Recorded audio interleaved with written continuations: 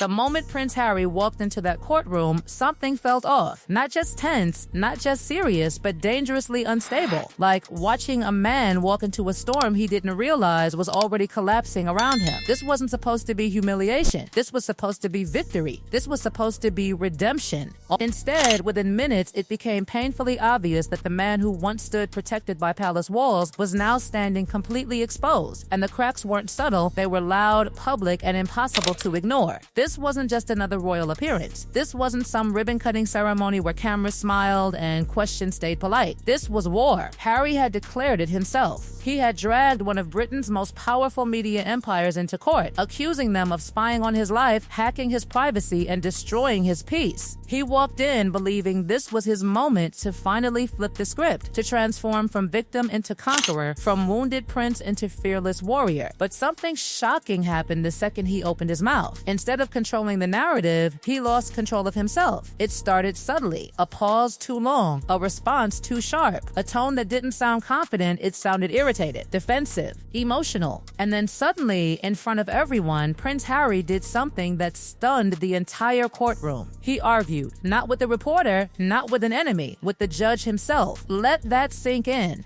Not once, not twice, 3 separate times in a single day. Every interruption from Justice Matthew Nicklin felt like a warning shot. Calm at first, patient, controlled, like a teacher trying to steady a student losing focus. He reminded Harry that he wasn't there to debate. He was there to answer. He reminded him that arguments belong to lawyers, not witnesses. But Harry didn't stop. He kept pushing back. He kept challenging. His frustration leaked through every word, every pause, every strained response. And the energy in the room shifted because this wasn't strength. This was unraveling. Observers could see it immediately. The stiffness in his posture, the tightness in his voice, the subtle desperation behind his words. This wasn't a man confidently delivering facts. This was a man fighting something deeper, something emotional, something personal, something raw. And then came the moment that made everything even worse. Harry's voice cracked, not slightly, not quietly. It broke. He spoke about Meghan, about her suffering, about her pain, about how the press had made her life an absolute misery. And in that moment, he wasn't speaking like a calculated litigant. He was speaking like a wounded husband, vulnerable, angry, exposed. But there was one devastating problem nobody could ignore. The timeline didn't match. The case centered on events between 2001 and 2013. Meghan wasn't even in his life yet. She hadn't met him. She wasn't part of those years. She wasn't connected to the articles being challenged. Yet suddenly, she became the emotional centerpiece of his testimony. And people noticed because it raised a dangerous question nobody wanted to say out loud. Was this about evidence or emotion?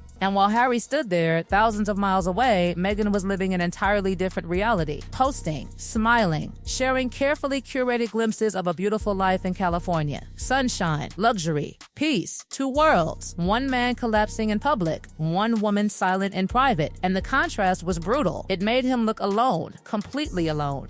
The man who had once been surrounded by royal protection, advisors, handlers, and loyal defenders was now standing in front of a judge who wasn't impressed by titles, wasn't influenced by sympathy, and wasn't interested in emotional storytelling. This was a courtroom, and courtrooms don't care about feelings, they care about proof. And that's where things began falling apart even faster. Because when pressed for specifics, when asked to explain exactly how the hacking happened, exactly who did it, exactly where the proof was, Harry's answers became vague, uncertain, built on belief rather than confirmation. He said he felt certain. He said he believed it happened. He said he suspected illegal activity. But suspicion isn't evidence. Belief isn't proof. And in that moment, the defense didn't need to attack him. They didn't need aggression. They simply let him speak because every uncertain answer quietly weakened his position. Every emotional response made him look less like a man presenting facts and more like a man fighting ghosts. Then came another devastating twist. The defense revealed something that changed the entire atmosphere. Many of the stories Harry claimed were obtained illegally could actually be traced back to public events, public conversations, and even people within his own social circle. Not hackers, not spies, people he knew, people he trusted, people he had allowed into his world. And suddenly, the narrative shifted from victim to participant, from hunted to exposed. Because if the information was public, it didn't need to be stolen. And if it didn't need to be stolen, the entire foundation of his case began to wobble. Observers watched closely as Harry struggled to maintain composure. His confidence from earlier that morning had faded. His answers became shorter, his tone less certain, his presence less commanding. The prince who had walked in expecting control was now reacting instead of leading. And perhaps the most uncomfortable part of all was the realization slowly spreading through the room. Harry wasn't just fighting the press, he was fighting reality itself. The defense came prepared, organized, precise, calm. They presented timelines, documentation, and contradictions without raising their voices. They didn't need theatrics, they had structure, and structure wins in court. Harry had emotion, and emotion doesn't always survive cross-examination. The judge watched everything carefully, quietly, not reacting emotionally, not offering sympathy, simply observing, measuring credibility, weighing consistency, watching the difference between certainty and assumption, because this wasn't about who felt wronged, it was about who could prove it. And for the first time, it became painfully clear that Harry might not have realized how unforgiving this environment would be. Outside the courtroom, emotion can shape perception. Interviews can be edited. Narratives can be controlled. But inside that room, every word carried consequence. Every hesitation mattered. Every contradiction lingered. Every emotional crack became visible. And as the day continued, whispers began spreading behind the scenes. Whispers that something was wrong. Whispers that the legal strategy wasn't working. Whispers that even his own legal team was beginning to feel the pressure of a case that wasn't unfolding the way anyone expected. Because lawsuits like this aren't just about winning. They're about surviving scrutiny. And scrutiny had arrived in full force. By the time Harry stepped out of that courtroom, the image he had hoped to project, calm, powerful, victorious, had been replaced by something else entirely. Uncertainty, vulnerability, and the terrifying possibility that this wasn't going to end the way he imagined. By the time the courtroom doors closed behind him that evening, something irreversible had already begun, not just inside the case, but inside Harry himself. Because the most dangerous thing wasn't what the judge said.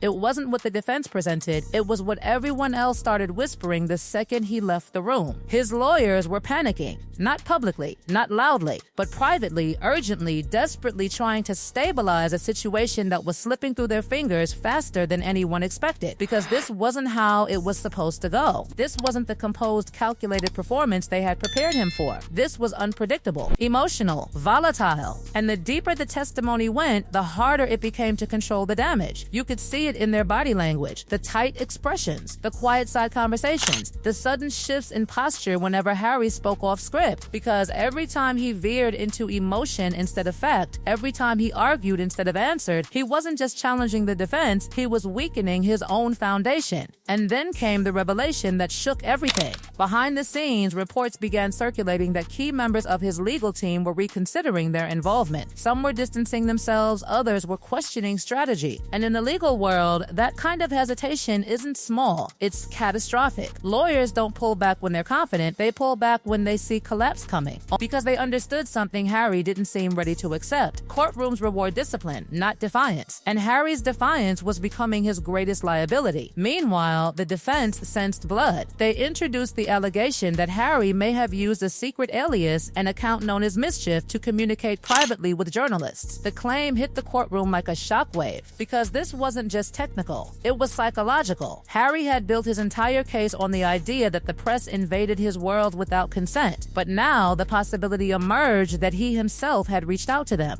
engaged them, invited them in. Harry denied it immediately, flatly, firmly, completely, but denial wasn't enough to erase the doubt, because doubt, once planted, grows fast, and the defense didn't need to prove everything in that moment, they just needed to introduce uncertainty, to create cracks, to force the judge to question whether Harry's relationship with the press was as one-sided as he claimed. And those cracks widened further when journalists themselves began pushing back. One reporter's legal team delivered a statement that stunned observers. Harry had personally invited her to a party in 2011, not avoided her, not feared her, invited her. That detail lingered in the air like poison because it contradicted the narrative of isolation. It contradicted the narrative of constant victimhood. It suggested something far more complicated, a man who engaged with the media when it suited him, then condemned it when it didn't. And that contradiction was devastating because courtrooms aren't just about facts, they're about consistency. And inconsistency destroys credibility. Then came the financial reality, the silent threat looming over everything. If Harry lost this case, the consequences wouldn't just be symbolic, they would be brutal, crushing, potentially potentially catastrophic. He wouldn't just lose reputation. He could lose tens of millions of pounds covering legal costs, not just his own, but the defense's as well. This wasn't a protest anymore. This was a gamble with real consequences. And suddenly, the stakes became terrifyingly clear. Because Harry wasn't backed by the palace anymore. There was no royal safety net, no institutional shield to absorb the fallout. He stood alone, fully exposed, responsible for every decision, every word, every consequence. And the public was watching everything, every hesitation, every contradiction, every emotional crack. Online, the reaction was merciless. Comment sections exploded with criticism. People who once sympathized with him began questioning him. Support turned into skepticism. Sympathy turned into scrutiny. Some called him brave, but many called him reckless because they saw something he might not have seen himself, a man still fighting battles from his past, still trying to control a story that had already escaped him. And perhaps the most uncomfortable truth of all was this: Harry wasn't just fighting the press. He was fighting the consequences of his own decisions. He had left the royal institution to gain freedom. Freedom to speak, freedom to act, freedom to control his narrative. But freedom comes with exposure, and exposure comes with risk. Inside that courtroom, there were no palace advisors whispering guidance, no royal handlers managing optics, no protective shield absorbing impact, just him, his words, his credibility, his vulnerability. And as the trial continued, it became clear that the world he had entered didn't operate on sympathy. It operated on proof. Emotion couldn't save him. Status couldn't protect him. History couldn't shield him, because in that room, he wasn't a prince. He was just a witness. And witnesses can be doubted. Witnesses can be challenged. Witnesses can lose. By the end of that disastrous stretch, the transformation was undeniable. The man who had entered believing he was delivering justice now faced the terrifying possibility that he had walked into something far more dangerous, a battle he couldn't control, a narrative he couldn't contain, and consequences he couldn't escape. This wasn't redemption. This was exposure. And the most brutal part wasn't what the judge said. It wasn't what the lawyers argued. It was the silent realization spreading everywhere, in courtrooms, in headlines, and public perception, that the lawsuit meant to restore his power might instead become the moment he lost it completely. Because once credibility cracks in public, it doesn't quietly heal. It shatters. And everyone remembers the sound. Everyone remembers the sound. Everyone remembers the sound. Everyone remembers...